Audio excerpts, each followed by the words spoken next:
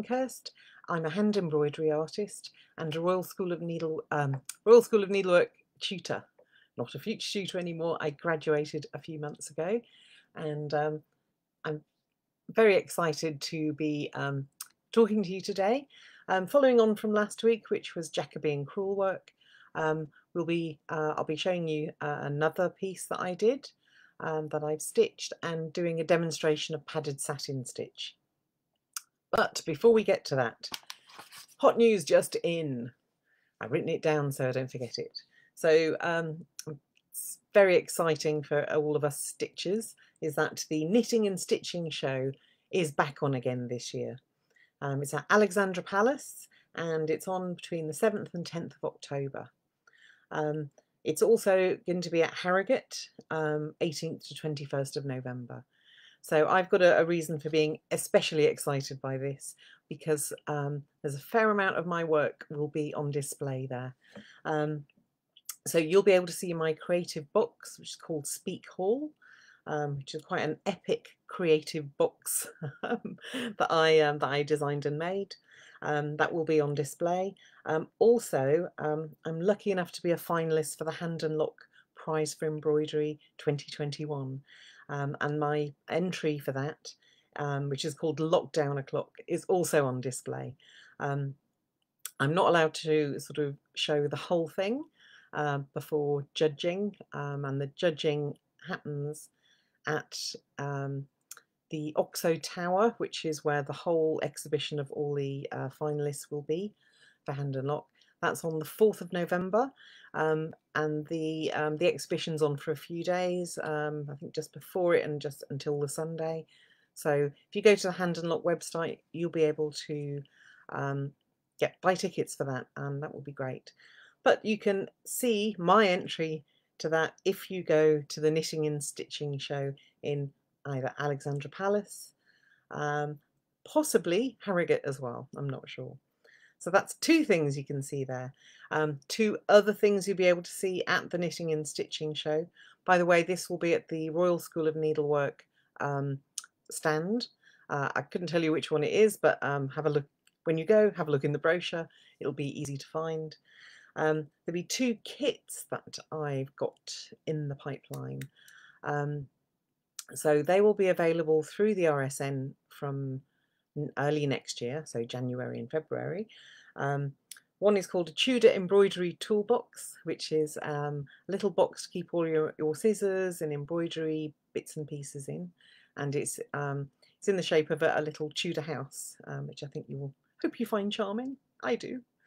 And the other one is will be a kind of little half-term, really easy, simple day class kit, which I think, all fingers crossed, will be probably at Hampton Court Palace. If not, it will be online. But that little one is called Rainbow Unicorn, and it's very easy introduction to applique. So there you go. So that's all the hot news for this week. Wonderful. Thanks so much for joining me. So as promised, let me show you another piece of crewel work that I designed and stitched. I call this Bird in a Gnarly Tree. The tree is very gnarly because I made a point of making it very textural, so there's lots of chain, the chain family of stitches, if you like, and there's a kind of crazy bird of paradise at the top.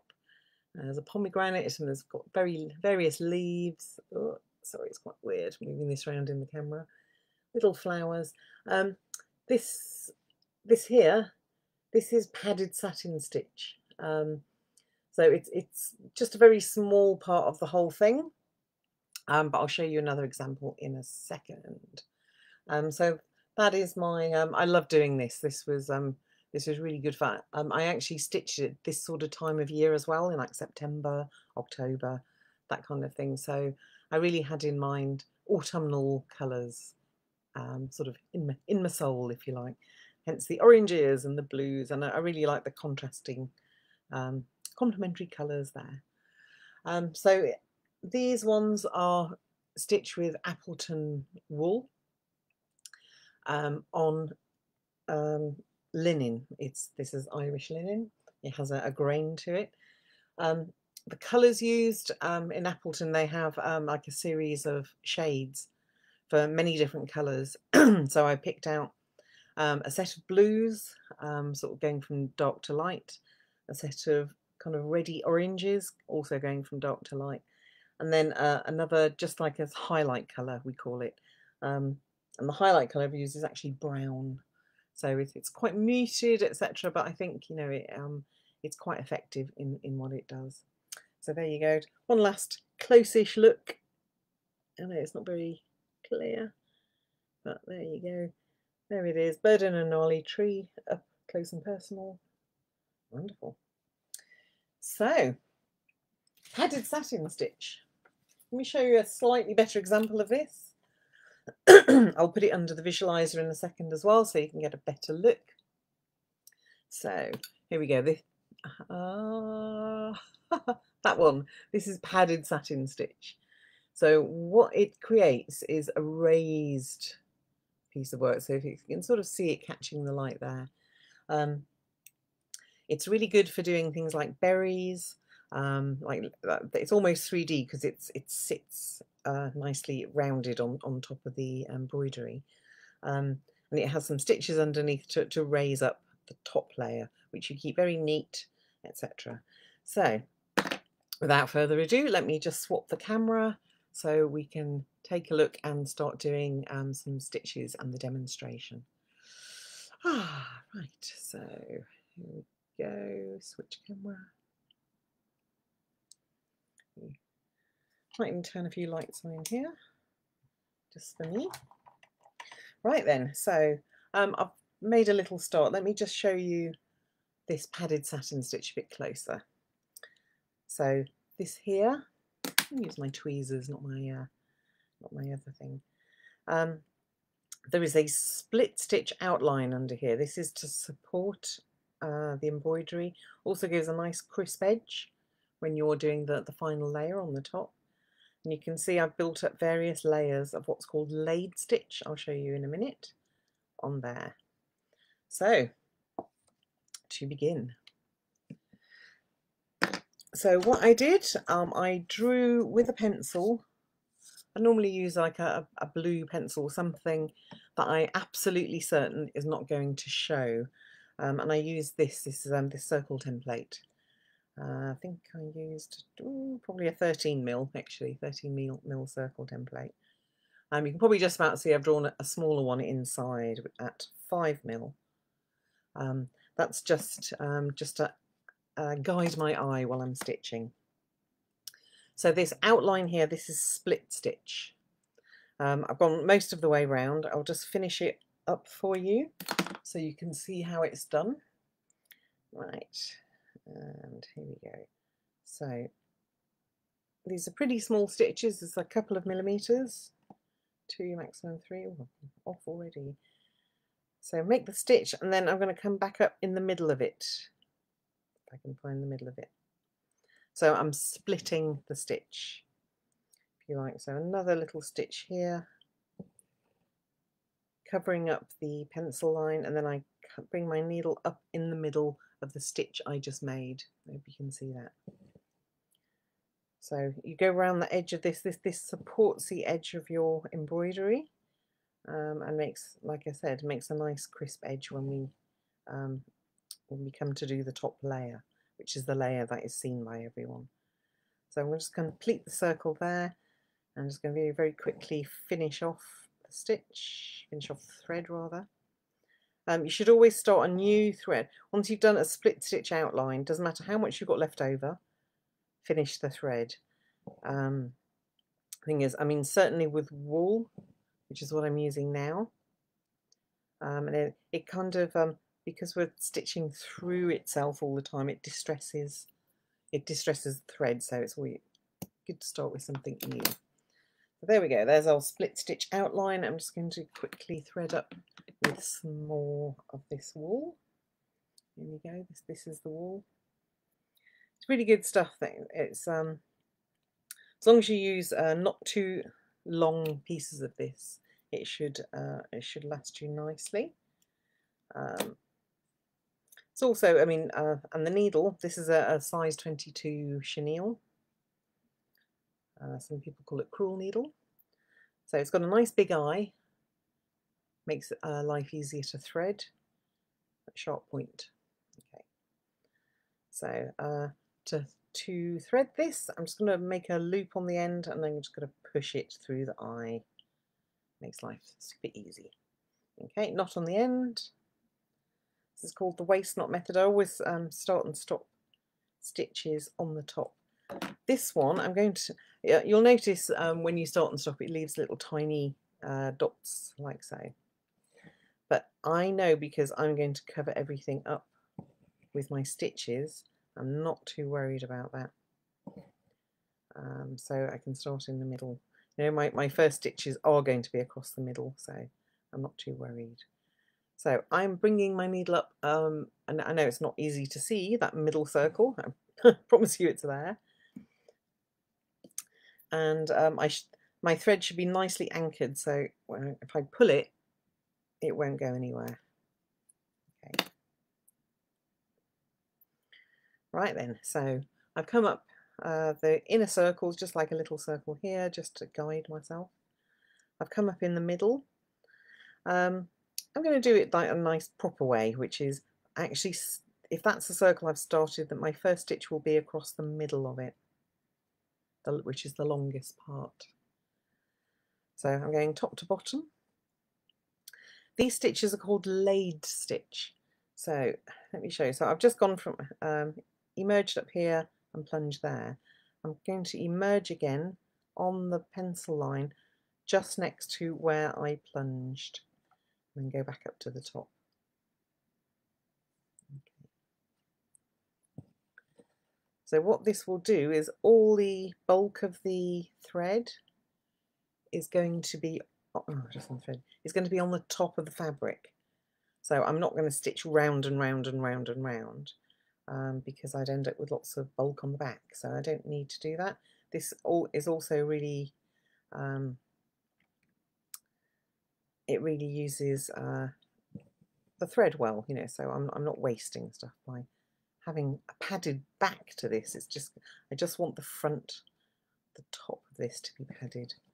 So this is not the world's most neat one, but I've basically filled up that circle, and I'm going to come up here to complete the other side. Just tip that so I can see it.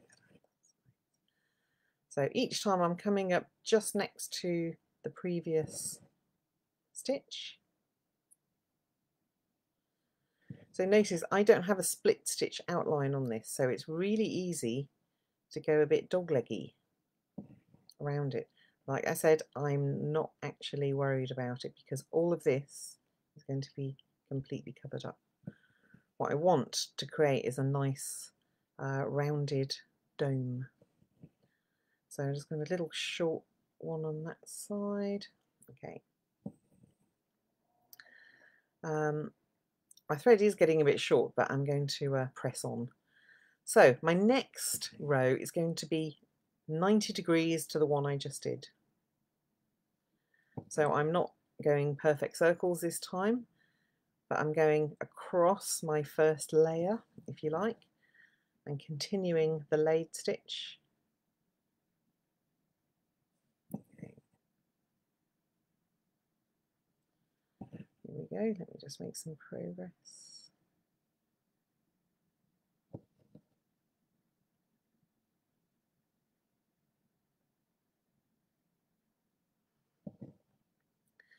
If I was sitting here on my own nice and relaxed, I would be doing this quite a bit more neatly, I promise you. But here we go. Nice. So just continuing across. So what I've done with this second layer is to completely cover the first layer, and grows in size in terms of starting and stopping. Nice, so just one small one just to finish that.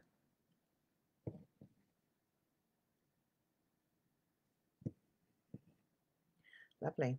Here's another way of finishing this. If this is padding, sometimes I don't actually have to do a very firm sort of waist knot start.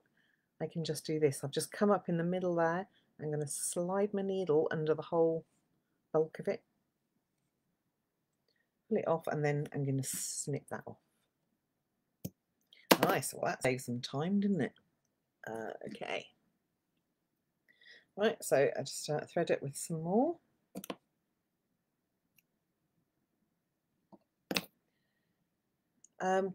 With all threads, you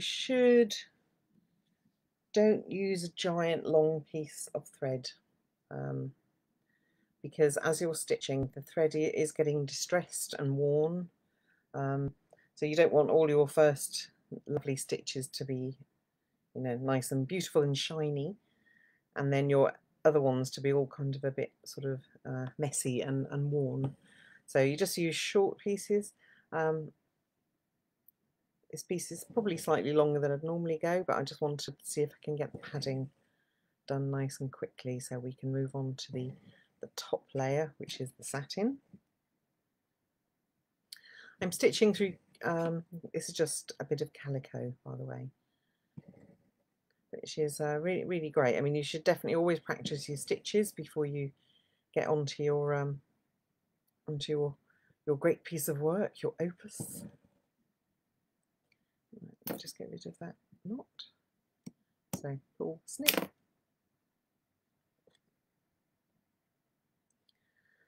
So I'm going to try a bit harder to keep this centralized. So my first stitch is just a short one there.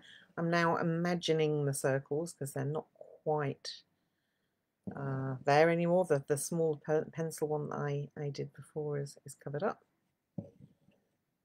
I'm just going to even this all up a bit. Again, I'm just going outside my second layer, and I've returned to doing upright vertical stitches. First layer was vertical, second layer was horizontal, back to vertical. So what this is doing is creating, it's starting to get rounded. So if I just did a satin circle on here, it would be very, very flat on the surface, which is fine for certain things. So, sorry, that's a thread of calico. Let me get rid of that. Okay. But this way, you can really build up something really nice and 3D.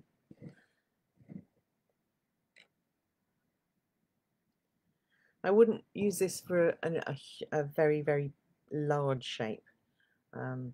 It's nicer on berries, that sort of thing, because what I don't want is the top layer stitches to be covering so much area that they come apart. You can see through them. Oh blimey, I keep getting bits of calico. Let's get rid of it. Sorry, I should have trimmed my calico down a bit more. These things happen. Okay.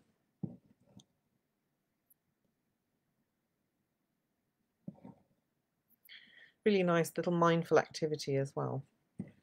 Like I said before, I'd definitely say if you just frame up a bit of calico, get some wool. If you've got Appleton nice cool wool or something similar, that will serve you very well indeed. Okay, so that was the third layer done. I'm going to start the fourth layer. By the way, you will have noticed I went straight from one side to the other side. That's also perfectly okay, I would say. I would certainly do it in my world. You can start in the middle and work to one end and then go back to the middle and work to that end. But just for the sake of being quick, I'm going to go straight across. So long as you're neat, you cover everything up. Remember that this is all padding underneath, so it hopefully it shouldn't make any difference really to the finished product. Okay, so I'm going across. Start some more thread soon. It does use got quite a lot of thread, but not as much as if you were going round and round with your stitches, if you see what I mean. You will do that on your final top layer, but at the moment I'm using every little bit of this wool and putting it to work, if you like.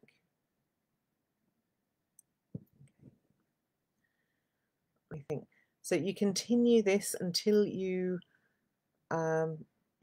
sort of pretty much right up to the split stitch on the outside. I reckon I probably can get another layer out of this, possibly two. Let's see how we go. Try and keep all your stitches together.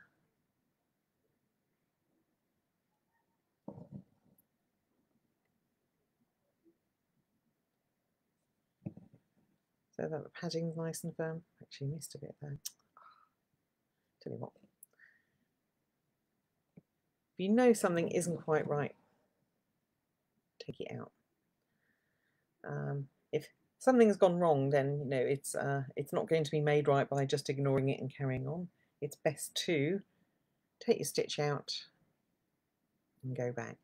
Here's how I'll go back. I'm going to just pull my wool this way. It actually opens up a nice little space in the fabric.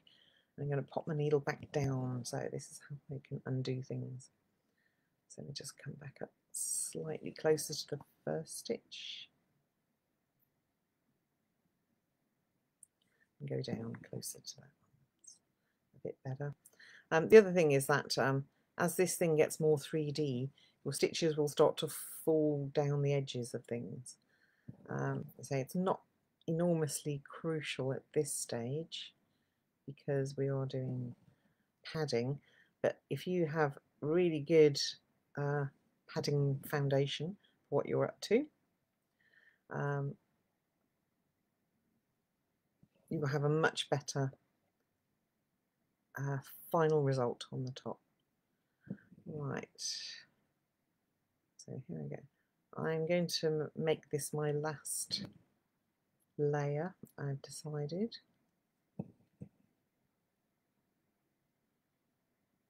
No, actually, I'm going to make a second to last layer because I think I can get I can get my needle into that edge right up to the split stitch. So why not?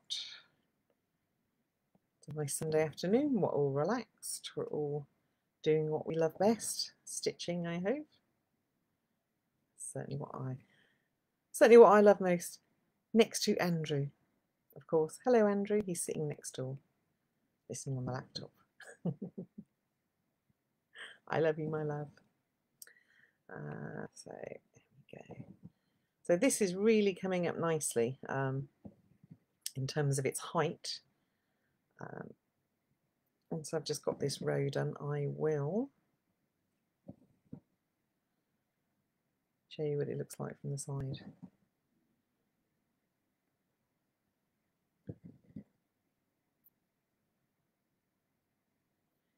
It's really satisfying. I say that you can use this for small things on your embroidery, like a little berry. They certainly don't have to be round. That's the other thing. You can have little leaves.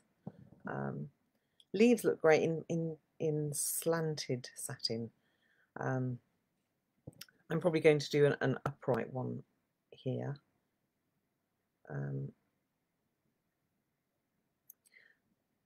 But slanted is very effective as well, especially in leaves. But you could use a box. Actually, you could do a box shape if you liked. Right. Let's see how far I'm going to. This is my final layer. The final layer is horizontal. I've actually lost count of how many layers I put on here.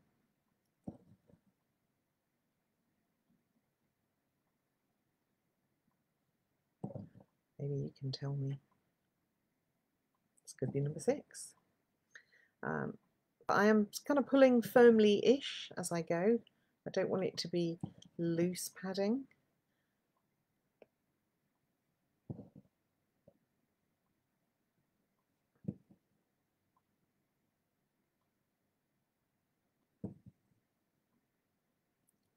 I think I mentioned last week laid stitch, which is what I'm doing right at this moment, this very moment in time. This was used quite extensively on the Bayeux tapestry. I'm not sure about padded, but there probably was elements to it that were padded. But laid stitch, so as you can see, if you just do it as one layer, you can very quickly fill large areas.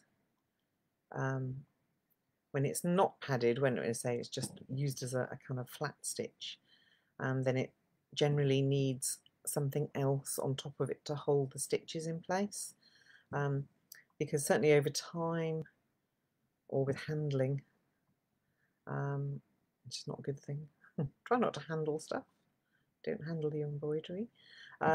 These rows would start to sort of come apart, and you could see what was going on underneath. And if it was just one layer, you'd be able to see the fabric underneath, and that is probably not what you want to do. So you can have it like a decorative stitch on the top to hold a laid stitch in place. So I'm just coming up here.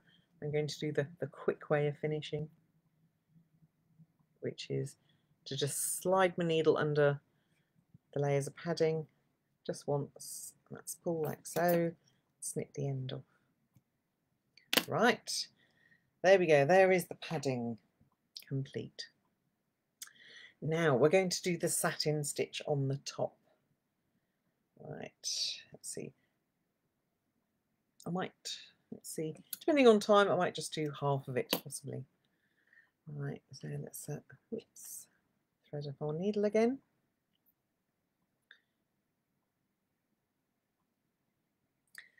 Now then, I'm going to find a space on probably on the inside of here to start my stitch. You can always like looking for good places to hide your starting and stopping of stitches. And anywhere that can't be seen, that doesn't disturb anything else, why not? Let's go for it. So I'm just going to start it in there. So it's a knot and then 2 small stitches. Let's see. I'm going to put the second one over here, just for my convenience.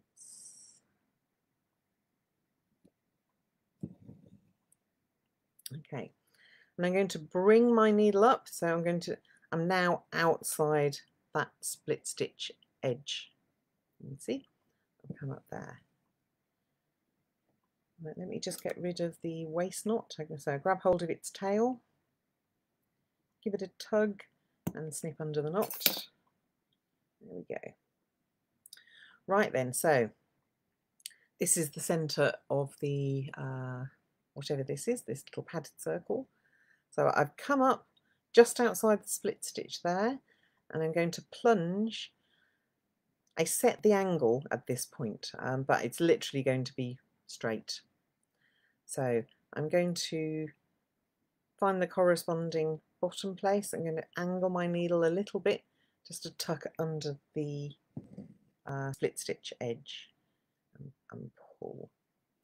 Now then, I'm not doing laid stitch anymore, so this is satin, so I'm coming up just next to where I emerged for my first one. So again, it's right next to the split stitch, but also right next to this stitch. Okay. So I'm going to just check it each time, lay that it's definitely sitting next to that one, and then tuck my needle in on this side of the split stitch. So all the padding and all the split stitch is now being covered by what I'm doing.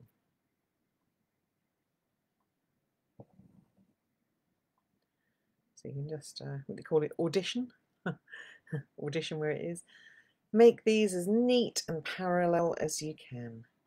Sometimes I have to just move it out of the way to find the place. And then, so I'm always coming up just next to it, just next to the previous stitch, just outside the split stitch, because I want everything to be cut. So let me carry on. That stitch wasn't quite in the right place. I know that, but I will continue. I'm sure you spotted that because you're very eagle-eyed. Right, so let me just progress here. So when you're doing your top layer, you definitely always do it in 2 halves. So you start at the widest point, which was the middle of my purple berry. Not sure what this is. See, that hasn't come up quite the right place, so I'm going to take my needle back down. A little tug, it opens up the fabric, shows me where I'm supposed to go down.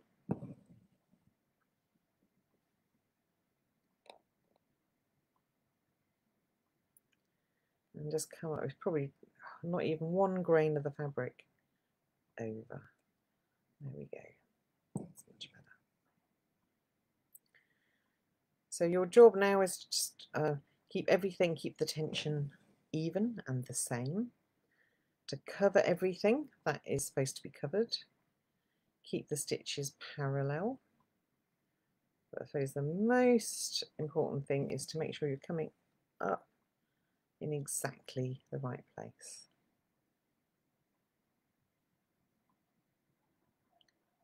Oh, shaky hand syndrome. So these stitches are going round and round and round.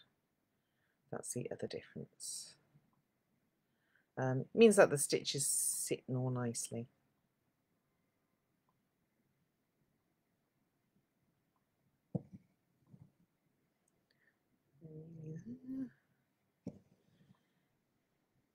So there'll be a slightly tricky bit once we get to the very edge of this circle.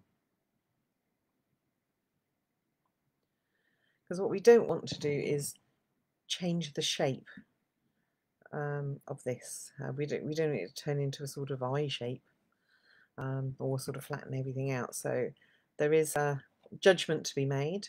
So I am going to put 1 more in. It's going to be shortish. Let's see. It is this thread, this wool thread is thick enough to cover what's left, I believe. I firmly believe. There we go.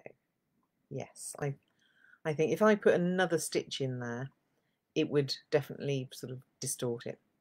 So I've done half of this little, like a grape, I suppose. I started in the middle and I went to one end. Now I'm going to come back up on this side. So I'm going to come up here and I'm going to finish by doing stitches left to right. So let's see.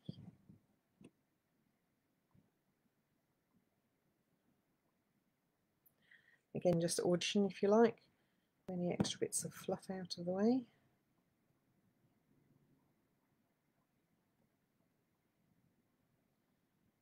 I did say you can do eyes a bit like this. It's a little bit like this in silk shading, you know, little the eyes of a creature. You can pad underneath. There's more than one way of padding as well, just so you know. You can do what I did, which was kind of laid work in sort of increasingly larger rows on top of each other. There's another one where you use get hold of a thicker thread, something thicker, and you can do sort of quite big split stitch, kind of all over the shape inside your split stitch edge, and that creates a sort of a flatter padding, if you like. So there's many ways of skinning the cat. Okay, looks like I will get this finished, which is nice.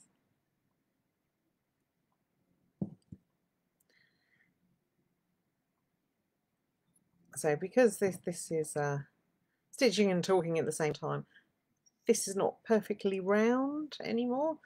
I think it still is charming. I would most likely do another one. Again, here's the judgment for the final bit of the edge of the circle. Just 1 stitch. I don't need any more than that, I don't think. I'm going to come up here. This is how I'm going to finish my thread. My final one, I'm going to go through everything underneath. So this has gone through quite a few bits of padding. It's quite tough to get the needle through there, so I know that if this is how I finish it, it's going to be really firm and solid. So I'm happy to just do that with this. This is fine to finish that with things like wool and stuff. If you're using stranded or silk, I wouldn't do that. I would find a place to finish it, and possibly, if all else failed, it would be finish it on the back. So there we have a little padded satin berry. Let me just release it so I can show you. Sorry, let me get it out of here. Sorry about the camera. Right, okay. So there it is. It's like a little raised 3D loveliness. And if I go close in, you can't see any of the underneath. It's just all completely covered on the surface. Great.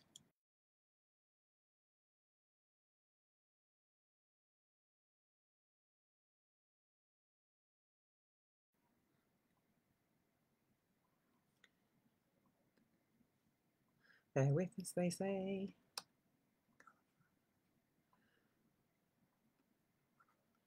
Okay, so that's funny. I've something's frozen in time here. Oh, hang on. No, here we go. Sorry, I'm having a slight technical difficulty. I will be with you in seconds. Hang on.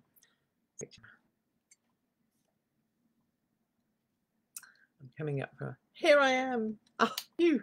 I'm glad that worked. So thank you so much. That's been great. Thank you for joining me. I hope you enjoyed learning a little bit of padded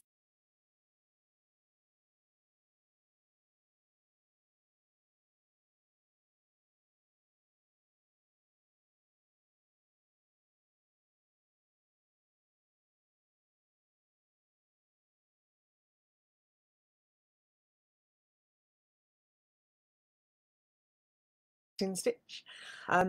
So next Sunday I'll be back. I'll be giving you a sneak preview of the things that are going to be on display at the and stitch show. So I'll be very excited. The hand and lock entry will just be a sneak preview because I can't show you the whole thing. I actually don't have either of my entry. Everything. I've handed it all off and it's, you know, being exhibited. But it's been my delight to speak to you today and share with you some of my love and passion for embroidery, because it really is something that I absolutely adore and love to share. I really look forward to seeing you next week, and it's going to be great. Have an absolutely fantastic week. Until then, take care. God bless you. Mwah.